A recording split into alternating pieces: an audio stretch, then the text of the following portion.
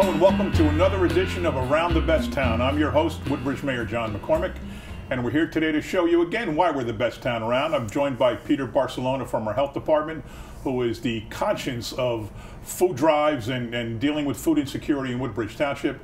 And today's special guest is Kelly Amiano, a teacher a teacher at School 19 in Menlo Park Terrace. So we're going to start with Kelly.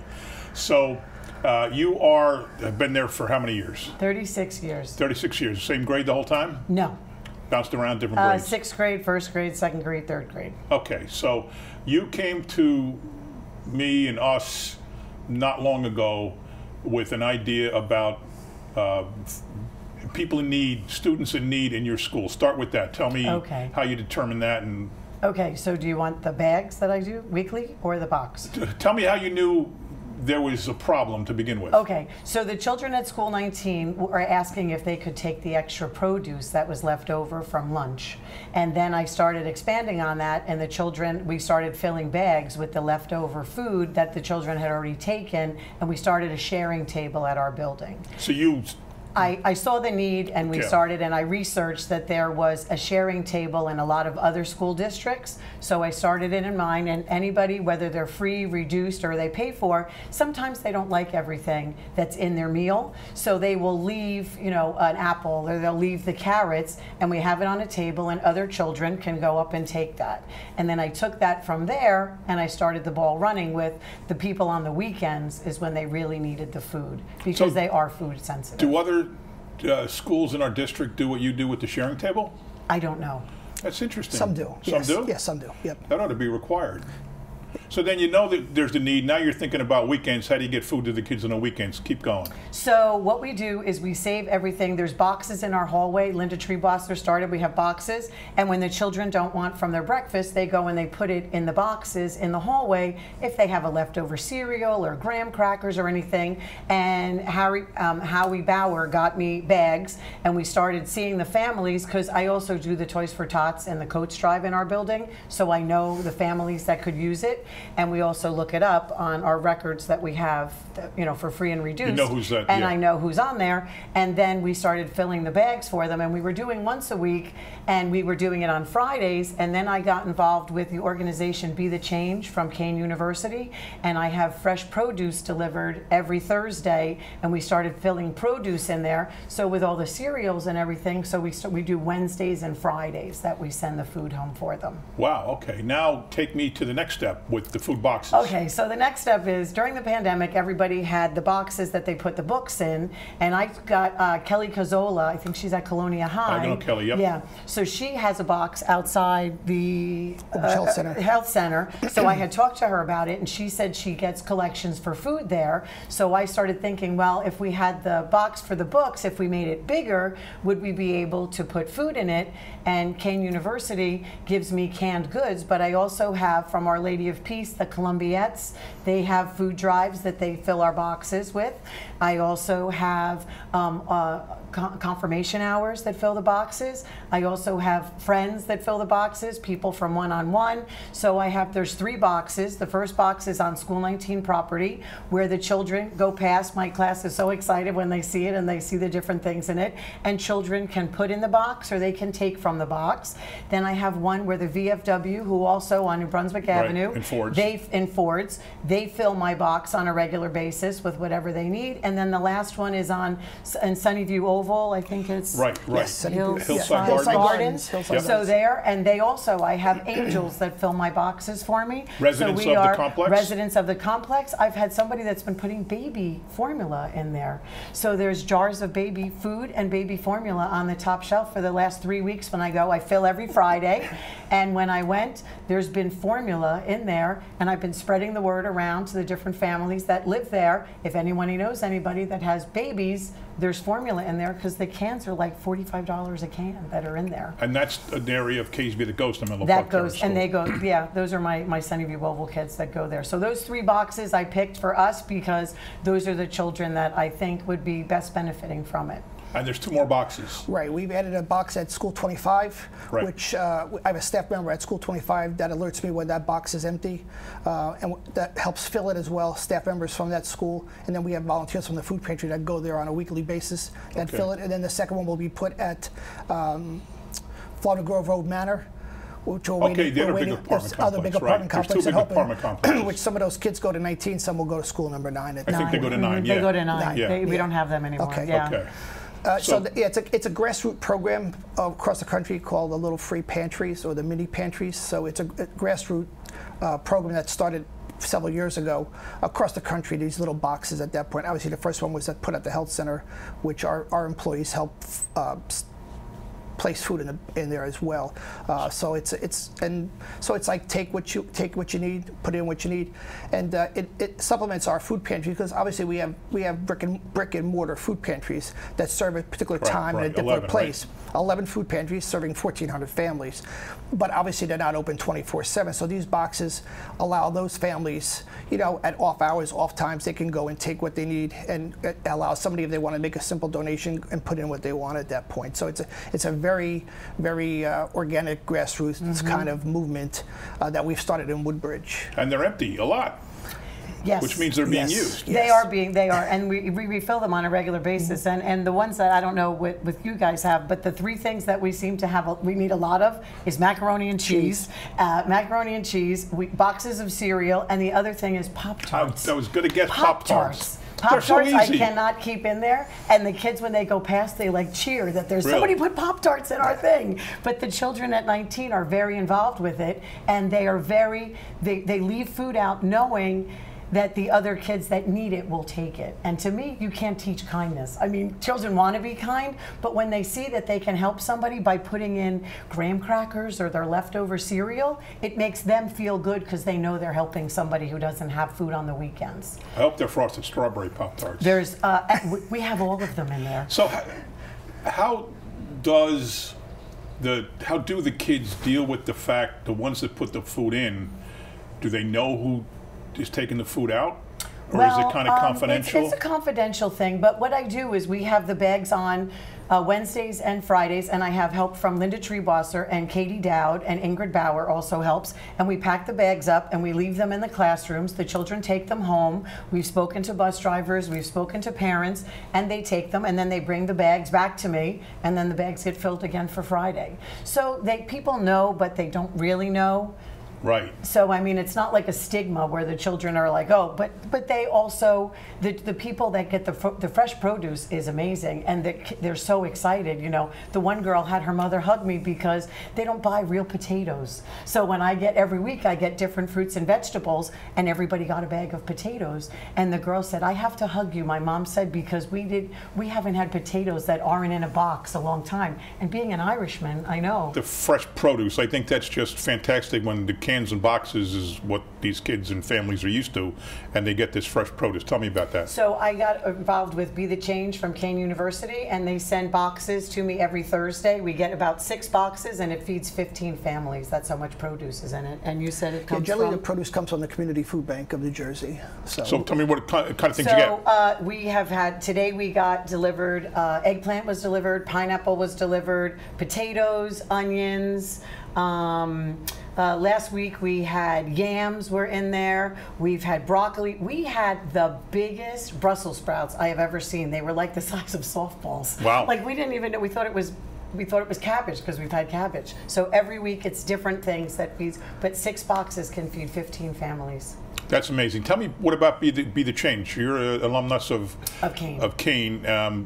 How'd you learn about that? So my sister got involved with it. My sister Kathleen Rankin, she got involved with it, and she would do things through her district. She's in Middlesex Borough, and they started doing things with Kane. She's also an alumni, and she met up with a Dr. Norma Bowe, who is wonderful, that I reach out to her with anything we need, and she said, okay, you're opening up mini pantries, let's send you some canned goods. She also sent us the milk that doesn't spoil, like the Parmalat kind of milk. She sends us that. Yeah. So she sends us those things, and she sends us whatever we need. But the produce is every week, and the produce is amazing. Yeah, like I said, parents got to be thrilled that they have the giant pineapples. Yeah. Yeah. Well, they probably don't even know what to do with them, where to cut them. And the potatoes. Potatoes are good. Potatoes are good. We're Irish. We know that. We know, the Irish. So Peter, what do you think about, first of all, can we get you to go to a seminar with all the principals of the schools? We got to figure out a way to make this happen. I talked to Dr. Massimino. We got to let the schools know what one school is doing so they can figure a way to copy that and get a Kelly in every school. Right. Carolyn, through Sustainable New Jersey, that's part of one of the programs that we're working on now. Is the Shared Table program, right? So that's part of our food task force with Sustainable New Jersey, is to get those other schools involved. With School 26 had done it last year. So we had pilot schools last year. So that's our goal this year, is for September to get more schools on board for the Shared Table. School 26 is great. They're very aggressive. They're involved. They were just at Earth Day. They had kids out there for Earth Day with a worm farm. Yep. They do great things in that school. My grandchildren's school. Your grandchildren's school. So I'm going to go off topic a little bit. You mentioned 101. Yes. Now that's a program that goes back 46 years. I was going to say the 80s, which I guess that's 46 years. It started, I guess, Ford's Knights of Columbus. Yes. And Jimmy Carroll and yes. What's the guy's name that comes? Kenny Howley. Yes. He's there all the time. And Kate Devane from her dad. Oh, right, her dad Tommy, right. Her dad started it over there, so I'm involved with that organization, and they donate food to us as well. So we had whatever I need. We did hand in hand in my Island Knights of Columbus. Ford's was part of ours, and then they broke off into their own sometime, I guess, in the 90s, or maybe late 80s, and then they started the 101, and then now you guys are still active. You still have your Monday night meetings once a month, and now you use the Island Knights of Columbus, which is kind of fitting since we were all connected at one point. And it's a night out, and the parents can go see a movie, have a nice dinner, put their kids in a spot for a few hours where they know they're going to be watched. Tell me about that program. So what one-on-one is it's for adults. It started, they were all younger, because when the program originally started, special needs people were not going to proms. So it all started off, they did the hand-in-hand, which is like a branch off of Special Olympics, where they met monthly for different things. Okay. So they started, so what we do is every month we have a meeting with a theme. Like last month we had horse racing, where everybody is a horse. I remember that, yeah. I got there late, but I saw that. And then this month we're doing Mother's Day crafts, and then we do a big party for the holidays, and Santa comes, and we have gifts, and we fundraise for that. But they also give back, because everybody each month has a different theme, and everybody donates to it. So I'm known as the baker. My family, both my children do it with me. My sister's family does it. We have friends from around, and it's for the special needs community in Woodbridge Township, and they all are involved, and we have people that range in age from high school to their 60s. Jimmy Medley's been doing it the whole time. Right, so and that's somebody I've known. He's a member of the Knights. His son I've seen, he's like my age. So they come every week, and every month that we do things, and they come looking for the different activities, and it's wonderfully organized, and we have everybody that participates, but they also give back because they do canned food drives for me. Right, so, the Columbiettes from Our Lady of Peace Church does it. Our Lady of Peace also had I guess confirmation was like just recently. The confirmation kids donated canned goods, and then they gave it to us too. So it's all intermixed. It's all networking and getting everybody together. So can we clone Kelly and put one in each school? Science is advancing. You mean as far as a box at each school? No, as far as Colonial Kelly, I'm trying to figure out a way to clone Kelly. Sure, why not? Sure, absolutely. My husband's been trying to do that for years. Good old Louie. How's he doing? He's good. He's good. All right.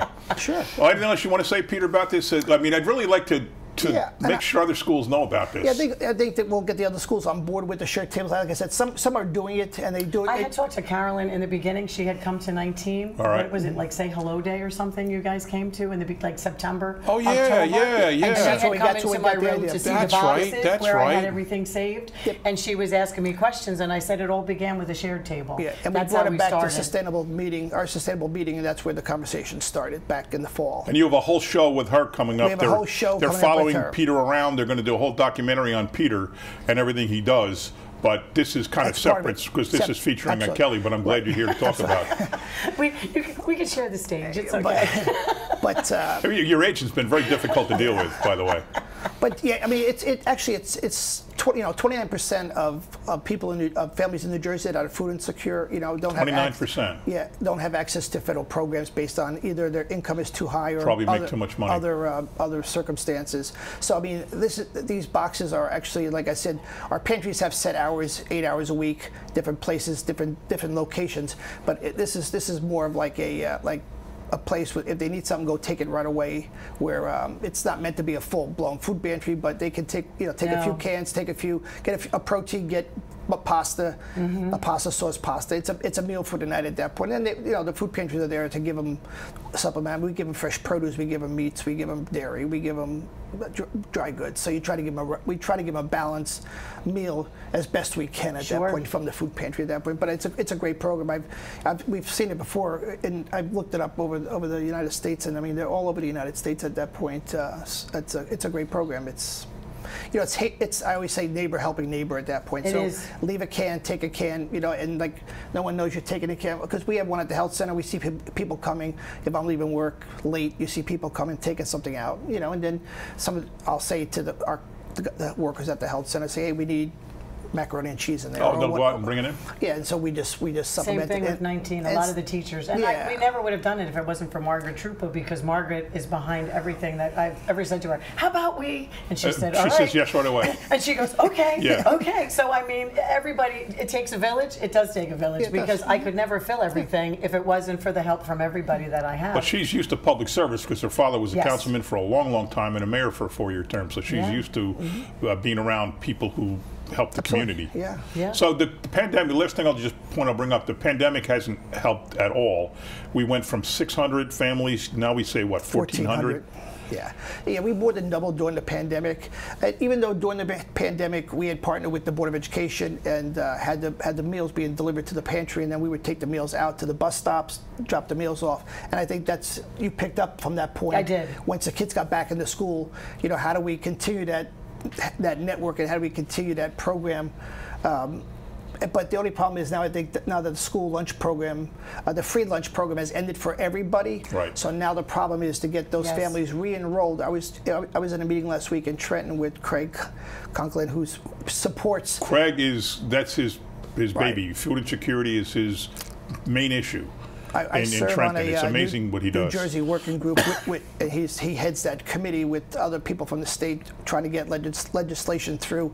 And one of it, we just passed something where they're keeping our New Jersey SNAP benefits at a level where they were during the pandemic. But a lot of states are not. So a lot of those families are falling off because now they don't qualify for SNAP. And it's the same thing with the free lunch program. Is now they get those families re-enrolled in that program. Well, and that's a problem with that is some families don't feel comfortable filling out the forms, whether it's a language issue, whether it's if they're here not legally in our country. So a lot of families do that, and a lot of families are very overwhelmed because you can't do it from your phone. You have to have a computer to do it. So it's not, so that's where there's an overlap with. And when we had started this, we started it way before the pandemic with just the sharing table, and during COVID is when everything was locked down, is when I started noticing, and I had families that were reaching out to us, and the PTOs and the PTAs totally stepped up, because when we heard of a family that had COVID, when we were bringing them food and they were bringing it, and then people started reaching out saying, listen, my neighbor is also has children at 19, could you be able to do something for them? So it really snowballed since then. Didn't we have something somewhere where we were actually helping people? They'd come somewhere and we'd fill out the forms for them with them? We did. Actually, that's part of that task force that we were talking about last week. We meet monthly in Trenton, and that's one of the issues that we're trying to address now is how do we streamline that process and remove the stigma of whether someone's undocumented or if someone's, whatever the embarrassment behind it. Well, that's exactly, so trying to reach those families. So, I mean, there's about 12 of us from all different branches of private and public sector that we're trying to work with Craig to try to streamline that program for the free lunch program at that point. You just have to make it easier so that the people who are needing of the food can actually get what they need, because there are kids and they won't take it. Those children had a harder problem, like saying, okay, I'm going to take it because they don't have everything they have for lunch. And it's just now, with it being there for children to just take, it's so much easier for them. They don't have to ask you, can I have an apple? Can I have a, because it's there, they walk up to it, and everybody takes. Yep. It's not like, you know, they know that you specifically take it. So that's part of the thing, is you just have to teach kids that it's okay if you need something today. Maybe your mom forgot to put in your sandwich, you know? I mean, things like that. Absolutely. That happens all the time. So going back to our Assemblyman and current Assembly Speaker, Craig, as I said, that is his passion and training. He has bills to do all kinds of great things for the ability for food pantries to help people and accessing federal money. Just talk a quick minute about everything he's done. I mean, just several years ago, right before the pandemic, he passed a bill that creating food pantries on college campuses, because we realized that a lot of the campuses, the kids don't have access to the, you know, their parents don't have the funds to buy them the meal program. So a lot of the kids were obviously eating ramen or eating something like that. So we realized the need on the campuses. So he created a bill for funding to get food pantries on the college's campus. Rutgers has a food pantry now. I think Rowan has a food pantry. So that was one bill he passed. They just recently passed a bill where they're keeping the SNAP levels at that level prior to the pandemic. So now that the public health emergency is ending, all those benefits are dropping back to normal levels. So all those people that were here now are going back down to here. Some might not even qualify anymore. So Craig passed a bill that now we're going to keep everything, maintain it as we were pre-pandemic at that point. So what was the bill we signed with the governor in ShopRite? What was that again? Remember, he gave us the pen, and I figured I have enough government pens, so I said, Peter can take this one. That was for, what was that? Was that SNAP? That was a SNAP program. It was, right? That was SNAP, yeah. That was a $95. So the minimal now that people can get for SNAP would be $95. If he had not signed that bill, it would have dropped down to like $35. Oh, that's right. That's right. It's a gap filler. So he's filling the state of New Jersey now is filling the gap. I think right now there's 37 states that did not pass any kind of interim bill to keep those benefits, so all those people in those other states are dropping off. Why in the world would a state not do that? Yeah. Well, we won't get into national politics, but there's an answer there. I don't want to get into. We don't have time. No, we certainly don't. But Craig is one of our best advocates for been tremendous. The food insecure in the state. I mean, I've been fortunate to work with him in Trent now for the last 5 years. Well, we're a model for Craig. Craig knows what we do, and I think what he's trying to do is take that Woodbridge experience, the Woodbridge model, and bring it to other places in the state. He's done great with that. So just to wrap up, Kelly, thank you. Oh, you're welcome. I mean, this is so cool seeing school teachers helping their kids. You teach them, you educate them, but you're going way above and beyond, and you're helping to change their lives and improve their quality of life. We all know when kids go to bed hungry and go to school the next morning, they can't concentrate, they can't study, they can't do much of anything, and it is so important. And you especially know more than anybody about that issue, but I think you're doing a great thing, and I'm glad it's in Menlo Park Terrace School, my former school for kindergarten only. Right. My mom still lives in the Terrace, but thank you for everything you're doing. Anything you want to wrap up and thank your team? Or? Everybody at 19, all my friends and family that helped me with this. I could never do it. My children helped fill the food boxes. I had my mother out filling the food boxes with me. Yeah, it's very important. People need to see what's out there, and it's like a big experience for them when they see how much people benefit from what's going on. And I guess if you're like your mom, if she was there in her car watching somebody go up to that box and take something out, she's got to like, I'm getting goosebumps thinking about it. I mean, she's got to feel, your friends all have to feel so good about what they're doing. And it's important that everybody sees that it's here, not New York City. Right, you know, right. like you always hear on the news far away, but this is our local community. Well, that's why I love when people give. I always say, do as much locally as you can. Well, any organization's good. It's going to go to a good cause. But I love when people do things in town for people that live here and go to school here and work here. That makes it even better. So thank you to Kelly Amiano, a teacher at Menlo Park Terrace School 19, for the work she's done in helping kids in her school get food so they don't go to bed hungry. Thank you, of course, to the great Peter Barcelona, who is our conscience of food drives and food insecurity in Woodbridge Township. He's been doing this since 1992 when We Teach started way back when McGreevy was the mayor. So this is just another example, folks, of why we are the best town around, because we have the best people around. Thanks for watching.